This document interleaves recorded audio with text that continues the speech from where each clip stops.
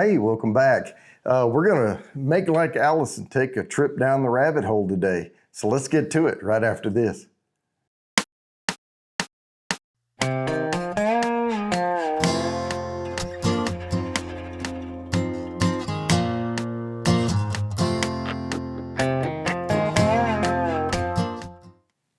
All right, today we have another rabbit hole. I know I've already done the high gold, but this is Cavehill.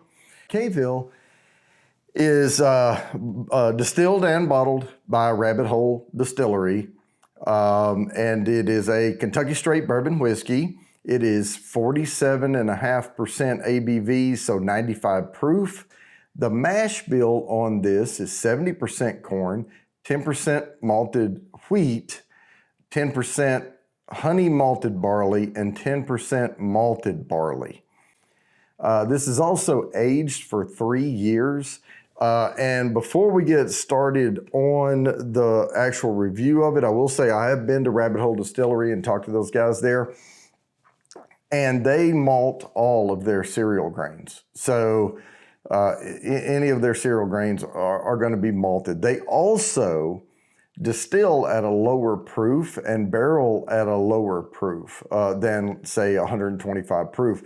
This can, the Rabbit Hole offerings can run a little more money, but in my personal opinion, you get truer notes to the barrel because they don't cut it too much with water. They may add a little bit to get it right on the money of where they want it, but other than that, they don't. So let's pop the top on this thing. I've already taken the plastic off the top, but I have not had the cork out. So let's do that and pour a little bit here, and we'll start nosing. All right, get enough in there. We'll push this to the side and give her a swirl. And we'll let some air get in this. But yeah, beautiful facility, state of the art. I mean, Rabbit Hole is, they have this metal cut thing on the front. So from one angle it says Rabbit Hole, from another one it shows a rabbit jumping. It's really nice. It's in the Nulu district of Louisville. And it's a block over off of Market. So if you're ever there, stop by and they have a really nice gift shop, of course. You know, you can buy bourbons and gin and everything out of there. So let's get to nosing this thing. All right, right off the bat, I can tell you it's a lighter nose. I'm getting that sweet corn. It is 70% corn. Yeah, sweet. It's a creamy, it has a little creaminess to it, though, a little fruitiness in there. Little super light cinnamon kick. But the apple's coming through. It's almost like a cinnamon apple, like cinnamon baked apple nose. But it is a really light nose, but there's other fruits coming through on the nose, and there's a creaminess to the nose of this. Yeah, and when I really concentrated on it more, that cinnamon apple kind of comes through. So let me go ahead and get the tongue wet here.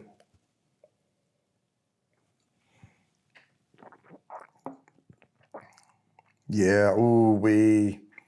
Now, when I described this, because the first thing that came to my mind was sweet, but it's not too sweet.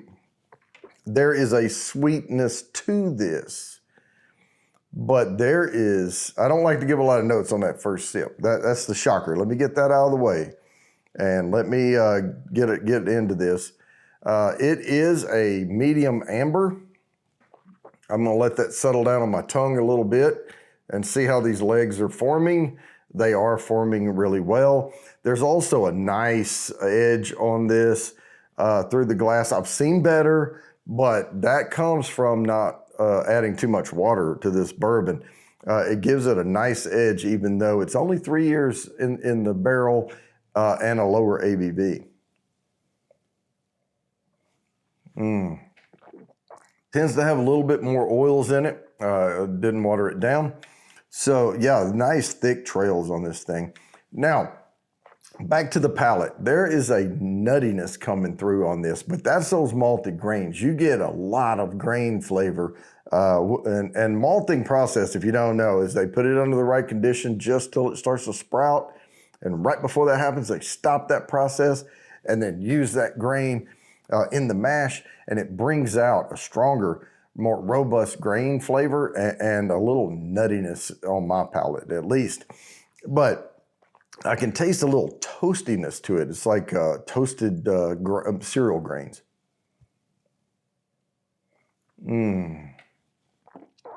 But the sweetness on this is more like, it's not sugary sweet, it's more like toffee sweet. There is like, I started to say caramel, but this is sort of dipping into that toffee range on there. So there's not as like just in your face sweetness to it. This is really good.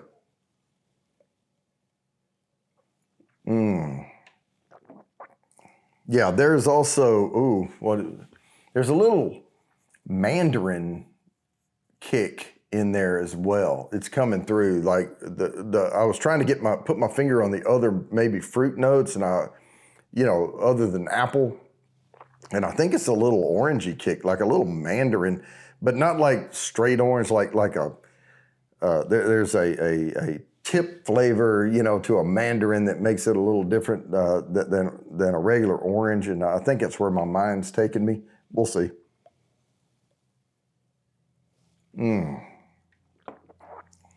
Okay, the finish on this thing. It's there. It's still there. It's changing. Wow, it's still actually even there, even at only 95 proof. I get 3 good swallows, and I'm still getting a little peppery finish here. But let me start from the beginning on that finish. One more time. Now, let's take another swig, and let me focus on that finish.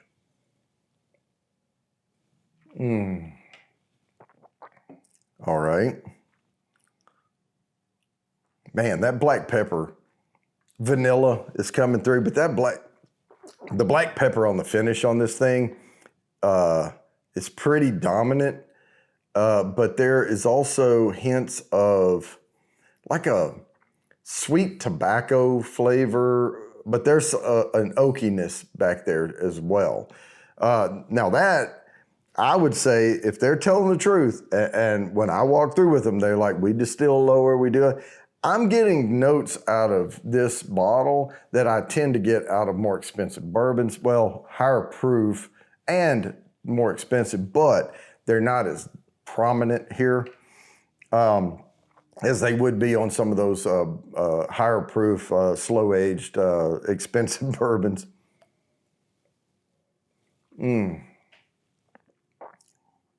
Oh yeah, that vanilla is there. I was wanting to focus on it because that black pepper, you can't miss it. And then the little caramel back there, but then the heat kind of comes in, little spices, like maybe an allspice or something like that, along with that black pepper as you go through and swallow again. And it's almost like it goes from immediate black pepper, then it kind of bleeds into like a vanilla caramel.